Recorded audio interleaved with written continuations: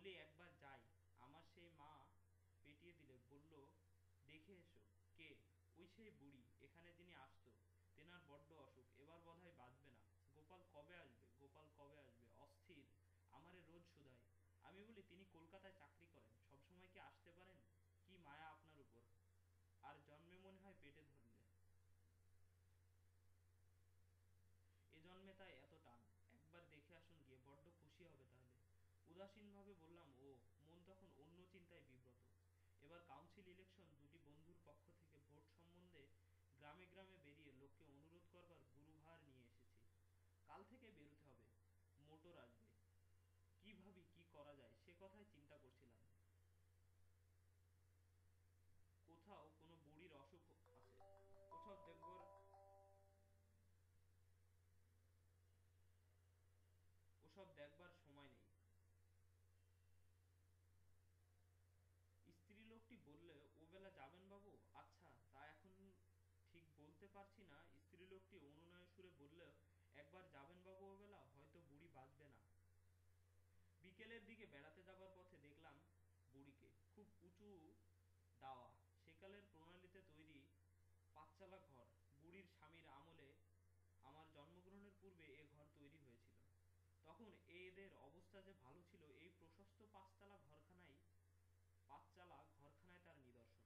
কিন্তু ঘরখানা সংস্করণ হয়নি অনেক দিন। খড় উড়ে পড়ছে চালা থেকে, দড়ি বাখারি ঝুলছে, মাটির দাওয়া নানান স্থানে ভেঙে পড়ছে, বাঁশের খুঁটি নড়বড় করছে। বুড়ি শুয়ে আছে একটা ছেঁড়া মাদুরের উপর, মাথার তেলচিটে মলিন বালিশ। বুড়ির সেই পাতানো মেয়েটি পাশে বসেছিল। আমায় দেখে বুড়িকে বললে, আয় মা, এসে দেখো ও মা। আমি গিয়ে কাছে দাঁড়াইতেই বুড়ি চোখ মেলে আমার দিকে চাইল।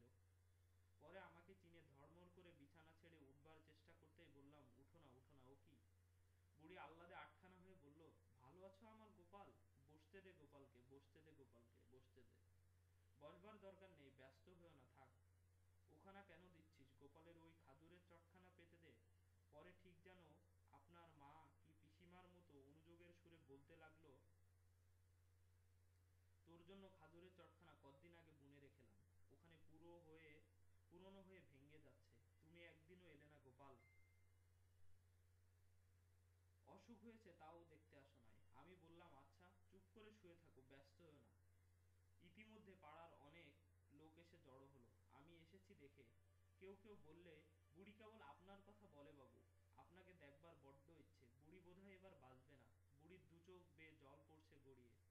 আমি বললাম, গোপাল, আমায় বলল, গোপাল যদি মরি, আমার কাফনের কাপড় তুই কিনে দিস। পাশের লোককে জিজ্ঞেস করলাম, সে কি জানেন না বাবু? মাটি দেবার সময় নতুন কাপড় কিনে পরিয়ে দিতে হয়। ও বুঝেছি। আমাকে পেয়ে বুড়ি খুশি হয়েছে। কত কি বলতে লাগলো। ওর নাচ জামা